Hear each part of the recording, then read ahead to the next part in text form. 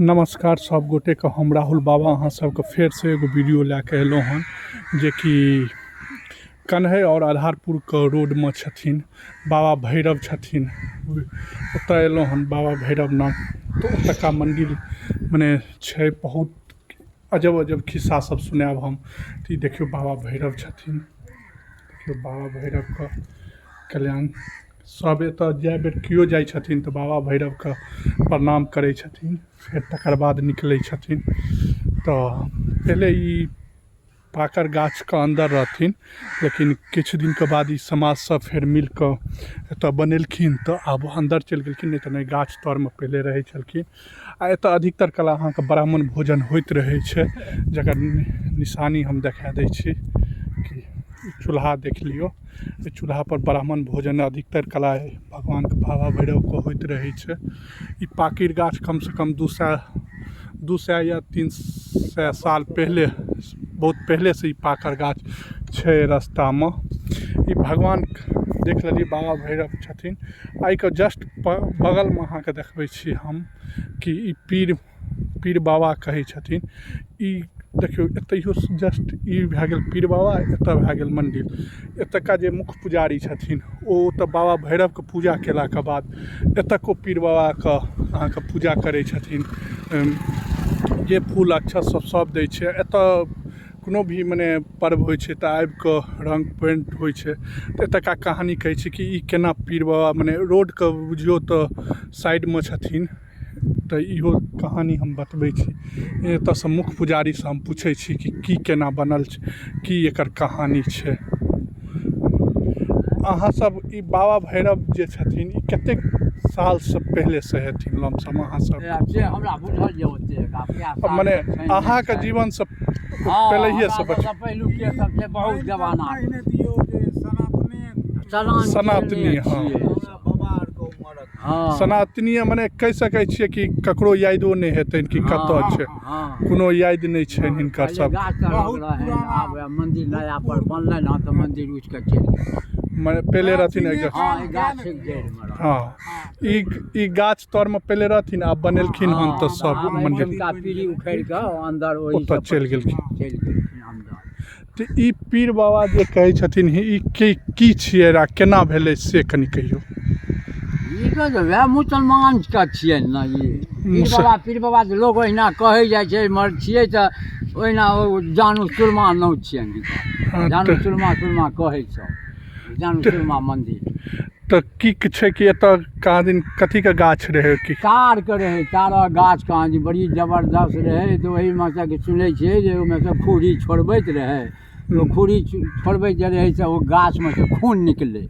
खून हाँ तो खून के घीचे ओकरा सलीलक। वो अपन काटैत 3 4 6 मारल के वो बेचारा बेहोश भए गेलै गाछे के जड़ि में ओकर प्राण छुटि गेल। तो मुसलमान सब एलै तो कहाँ दिन उठा के लए जाइत रहनि। तो गौवा सब नहीं जाए देलकै, कहलकै नहीं एहिठाम हिनकर मट्टी हेबाक चाही, एहिठाम मट्टी पड़लै। ओ जे रहथिन से सुनै छियै मने शरीर से रहथिन, शरीरक रहे कहाँ दिन बड़ी विशाल हाँ मोट रहे कहाँ दिन खलीफा रहे, कोनो खलीफा रहे कोनो। तऽ एहिमे मने एहि रास्ता दए कऽ जाइ छथिन तऽ कोनो बाबा भैरव आ ई पीरमे दुनू मिल कऽ मने पार करवा दै छथिन। हाँ सहायता करै छथिन, सबके सब अपन पहुँचा दै छनि घर पर। कोनो ओहिठाम डर भर नहीं ककरो। कोनो देखैत हेबै चारू कत्ता जंगल छै जतऽ देखैत हेबै। लेकिन अहाँ एहि रास्ता दए कऽ 12 बजे या 1 बजे रातिओ के अहाँ एबै तऽ कोनो ने कोनो रूप में भरि राति आदमी चलते रह हिनकर नाम अहाँ बाबा भैरव के लैत रहबै तो कोनो ने कोनो रूप में एता अहाँ के ई नहीं कि अथी कोनो रूप में एता अहाँ के घर तक पहुँचा देता। तऽ एहि बीच में कह सकै छी 3-4 महीना पहिलेहियो एगो घटना भेलै हन जे अहाँ के साक्षात इहे गाँव के गनौने के छलै। ओ मिस्त्री छलै, मुस्लिम रहे। तो ओतऽ ढलाई कए कऽ हमरे गाँव के ढलाई कए कऽ जाइ छलखिन तो हुनका की भेलै 3 गो गिदड़ घेर लेने रहे। तो गिदड़ घेर लेलकनि, नहीं जाए देलकनि। तहन दुनू को सुमारलखिन, जानू सुरमा जय हो भैरव। तहन जाके गिदड़ सब साइड पकड़ि लेलकनि, हटि गेलनि। जाके आगू बढ़ल तऽ देखै छथिन एकदम बाबा भैरव साहेब भैंस बनि गेलखिन, पाड़ा एकदम भैंसा। खूब मोटका तहन पाछाँ से हुनका टोकैया जे हे अपना घरमे जाके ढुकि जाइए नहि तऽ आगू पाछू मरामर करबह तऽ तहन तोहर प्राण चलि जेतौ। ओ अपना घर गेलै, अपना घर पहुँचलै आ कि आँधी कनिए मनिए उठि गेलै खूब जोरसँ जे घर दुआर लगलक जेना ओहि कालमे गिर जाइए, मगर बचि गेलै। कनिए देखेलकै रहत भरि बेर साहससँ हमरा पहुँचेलकै घरपर, पहुँचा देलकै। आ एगो जे ओ कहै छलखिन जे आबै छलै साइकिल सब, ओ जे वएह लक्ष्मी ठाकुर, लक्ष्मी ठाकुर बेटा अच्छा बेटा शंभू, शंभू। अच्छा हुनका साथे भेल छै। हाँ ओ आबैत रहै कहानी बातसँ, सासुर छलै ने बात छियै ने, हाँ ओकरो 9 कि 10 बाजि गेल रहै तऽ असगरे आबैत रहै।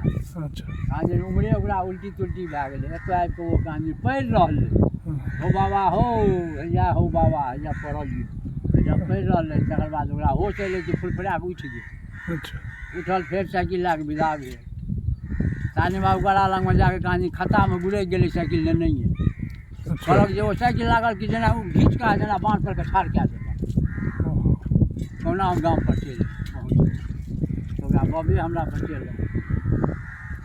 तऽ आइ काल्हिके जमानामे देख रहल छियै मंडिलो छै, पीर मियाँ कहि सकै छियै या जे कहि सकै छियै, एतऽ आबै छथिन मुसलमानो सब आबै छै अपन पर्व त्यौहार करै लए, तऽ एतऽ पूजा पाठ केलक,